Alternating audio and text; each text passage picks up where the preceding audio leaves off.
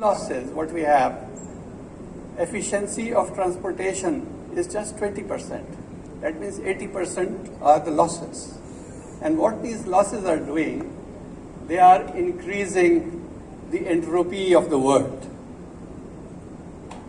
Entropy in simple English means disorder. And disorder in simple Urdu means fasad.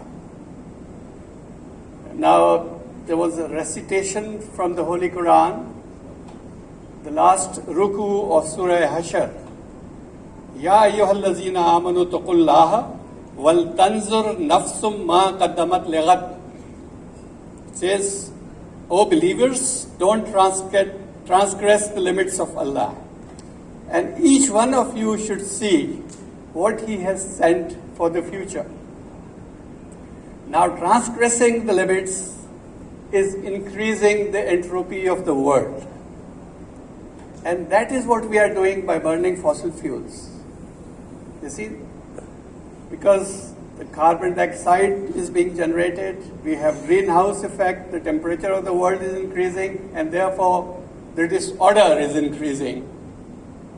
That means fasad, and that is transgressing the limits.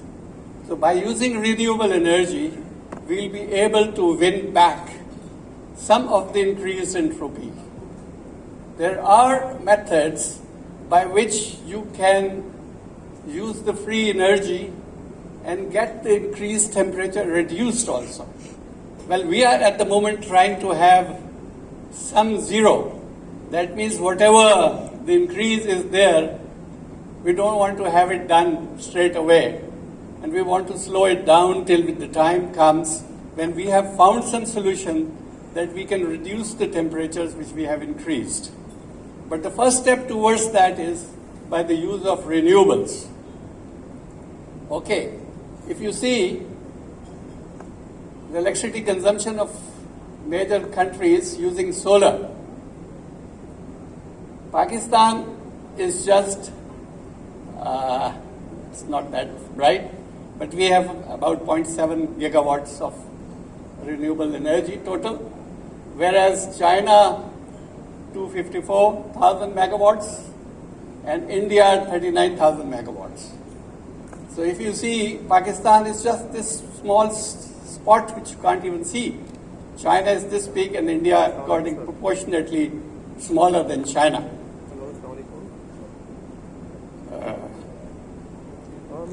Now, as mentioned by Robin, Pakistan is blessed with huge amount of solar energy.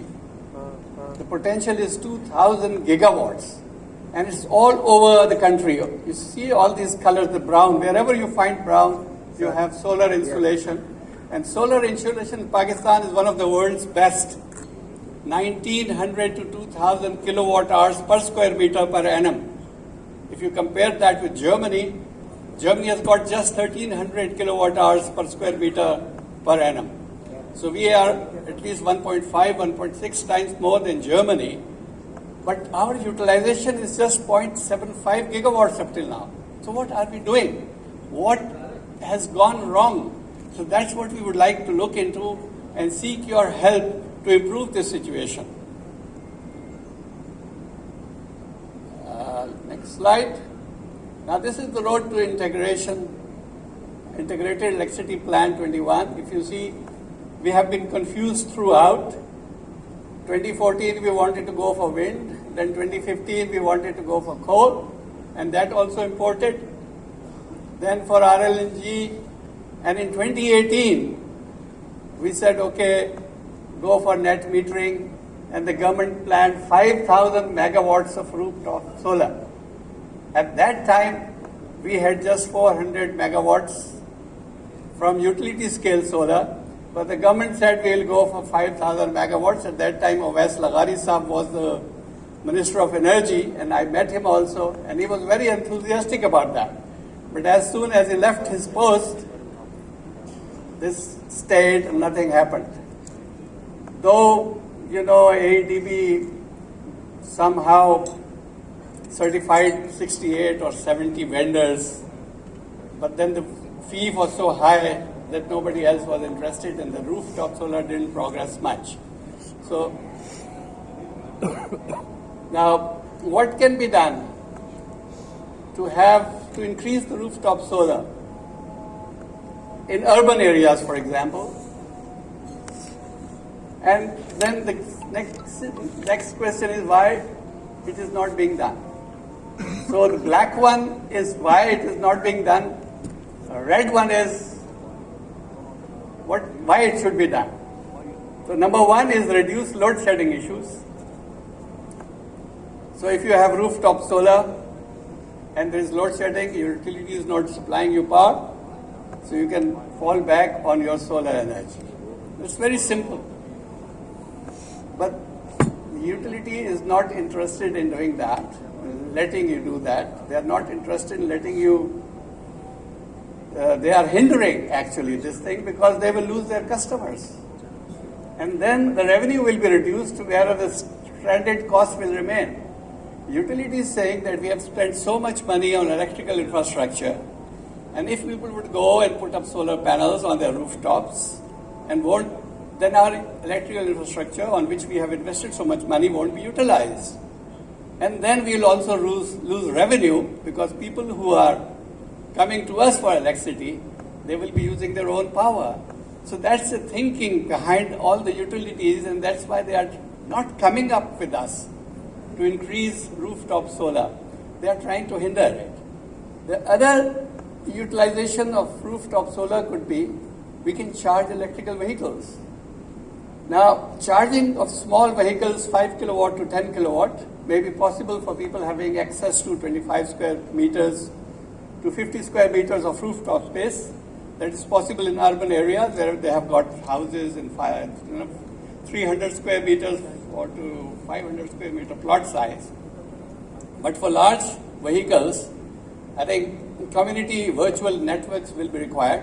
And Huawei has worked on that. Their R&D has worked on that. I was talking to Robin.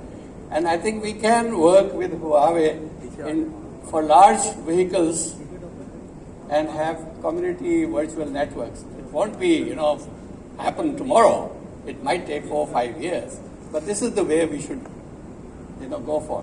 And then the last is net metering. It's not the last, but it is one of the major things what we can do. Net metering may help reduce overloading of the network.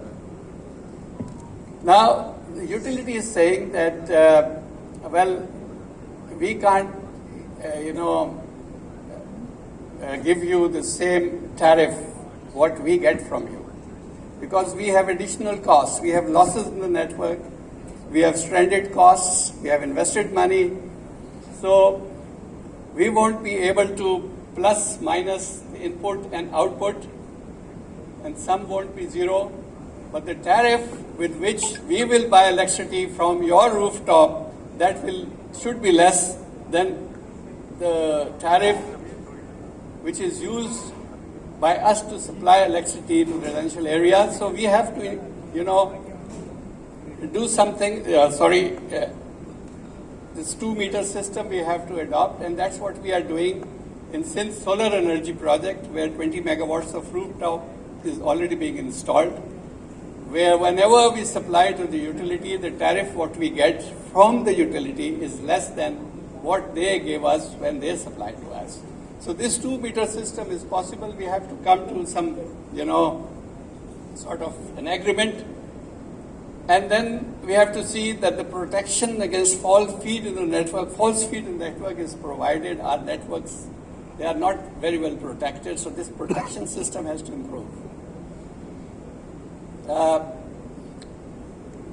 about the rooftop in rural areas of Sindh, if you see, I showed you that Google 2016. This was the portion you could see in Pakistan. This bright spot is Karachi. And you see sporadic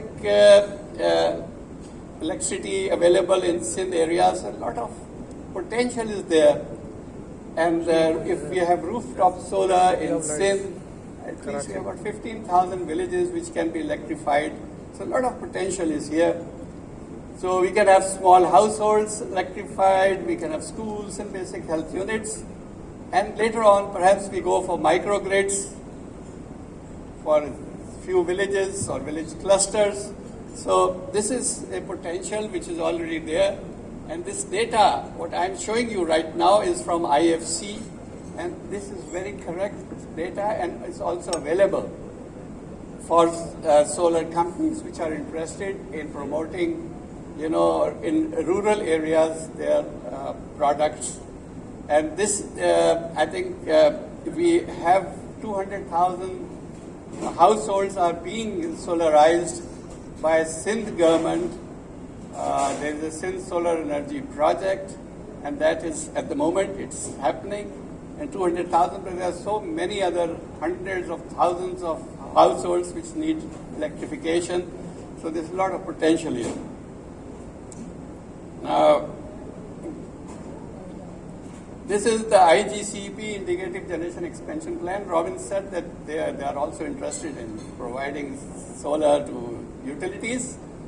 So if you see here, the government has planned 5,000 megawatts of solar utilities, 8,000 megawatts of utility scale solar by 2030. At the moment, we have got only 400 megawatts. So there's a big jump. 8,000 megawatts are there in the next 10 years to grab. So there's a lot of potential here as well. And well, we have to hybridize wind as well with solar. Wind potential will increase from 1.2 gigawatts to 5,000 megawatts. So these are the potentials which are being present in Pakistan. But why we have not been able to do up till now? Because, well, Robin, you mentioned policies, ARE policy as well. So there are two flaws in that policy. Number one is that we have to, we have to consider that RE is distributed generation resource, which is best handled locally by the provinces and not by the federal agencies. At the moment, ARE policy is being handled by AEDB. And we would like to see that energy departments of the provinces, they have a say in this policy. And number two, whatever can be done locally should not be imported. So it's good that Huawei is here, and I think Huawei can also help us in setting up local manufacturing units. We need a load, we need industry, and we need GTP generating institutions and installations. So industry is the only one. Domestic load is parasitic, it doesn't generate GDP. Sun to wire, what we can do in Pakistan, 50% local value addition is possible now. We can go up to 90% in the next 3 years. We have, for example, we don't produce solar cells here, and number two, what we don't do is that the inverters we have to import. We can manufacture inverters up to 10 kVA, the rest we have to import. So we have a lot of potential here as well, and perhaps we need some government intervention to improve the situation. We need we are going for digitization. We might need intelligent power control and monitoring. We can do it together with engineering universities, energy departments. This is possible. Financing, universities are ready to finance. They have got some resources. They can do that. But with Huawei's help, we can work out some solutions for rural and urban areas. Thank you, gentlemen. Thank you for your patient listening.